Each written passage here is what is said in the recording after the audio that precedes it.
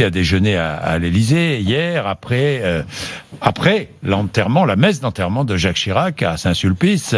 Il y avait Emmanuel Macron, Nicolas Sarkozy, François Hollande. Chacun présidait une table d'une vingtaine de couverts. Parmi tous ces chefs d'État, beaucoup d'amis de la France, quelques personnages assez infréquentables. Expliquez-nous. Oui, c'est la règle du jeu. Quand on réunit 69 chefs d'État pour déjeuner, eh bien, il n'y a pas que des enfants de cœur. Il y a forcément des dictateurs ou des corrompus ou des dictateurs corrompus. Par exemple, hier à Saint-Sulpice, puis à l'Élysée, nous avons eu le plaisir d'accueillir à déjeuner Théodore Obiang, président de la Guinée équatoriale depuis 1979. C'est le plus ancien chef d'État en exercice de la planète. Il est arrivé au pouvoir en renversant son oncle, puis en le faisant exécuter. Depuis, il règne sans partage sur ce petit État pétrolier. Il se dit régulièrement victime de tentatives de coup d'État, ce qui lui permet à chaque fois de resserrer la vis des services secrets. Il y a 2 ans, par exemple, 130 opposants ont été arrêtés tous en même temps et condamné à des peines allant jusqu'à 96 ans de prison.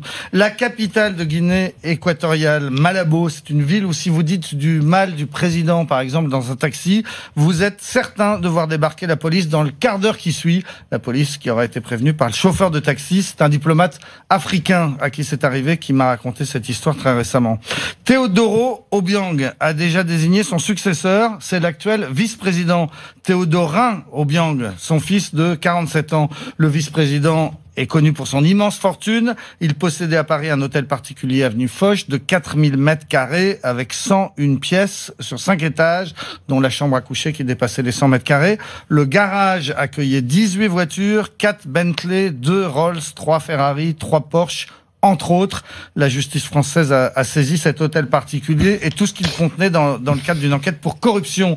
En Suisse, la justice a aussi saisi les voitures de Théodorin qui ont été revendues aux enchères pas plus tard que vendredi dernier pour un total de 21 millions d'euros, dont 7 millions et demi pour une seule très belle Lamborghini Veneno Roadster blanc cassé, une belle voiture donc de 7 millions et demi d'euros. Les Obiang, père et fils. Voilà, quelque Théodoro et Théodorin. L'un et l'autre voyagent de moins en moins parce qu'ils sont poursuivis. Théodoro et Théodorin. Voilà, Théodoro c'est le père, Théodorin c'est le prochain président. Ils voyagent donc de moins en moins parce qu'ils sont poursuivis pour détournement de fonds publics aux États-Unis, en Suisse, en France. Mais le père est tout de même venu donc hier à Paris parce qu'il tenait à rendre hommage à Jacques Chirac. Ce n'était pas le seul chef d'État assez infréquentable, dites-moi. Non, on a aussi remarqué la présence au déjeuner de l'Élysée hier de Faure Gassimbe, président du Togo, fils d'Eyadema Gassimbe, qui avait fait du Togo sa propriété privée.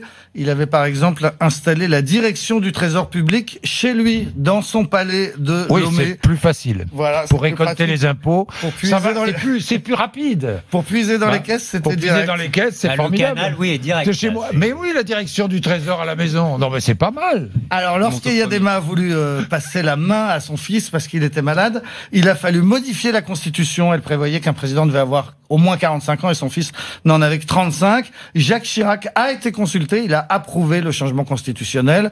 Les textes ont été modifiés et le fils a pu se faire élire. Scrutin marqué par des violences. L'ONU estimera que 500 personnes ont été tuées le jour de l'élection. Les Gassimbe, père et fils, sont accusés par les États-Unis d'avoir en partie construit leur fortune sur le trafic de drogue. C'est le port de Lomé qui servait à l'époque de point d'entrée de la cocaïne colombienne. Denis Sassou Nguesso, le président du Congo-Brazzaville, était également présent. Oui, et lui aussi est au pouvoir depuis 1979, 40 ans, mais lui avec une interruption de 5 ans. Il est revenu aux affaires en 1997 à l'issue d'une guerre civile où ces milices, qu'on appelait les Cobras, ont commis des exactions terribles. Là encore, on est dictateur de père en fils. Denis Sassou Nguesso a déjà désigné son successeur. Ce sera son fils Denis Christel Sassou Nguesso, dit Kiki. Il est soupçonné d'avoir détourné le mois dernier 50 millions d'euros lors de la signature d'un contrat avec une société brésilienne.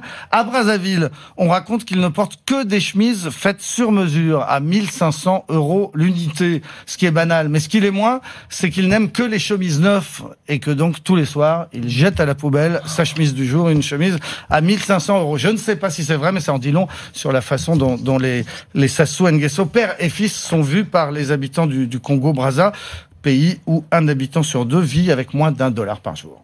Il était bon de rappeler tout cela. Merci beaucoup.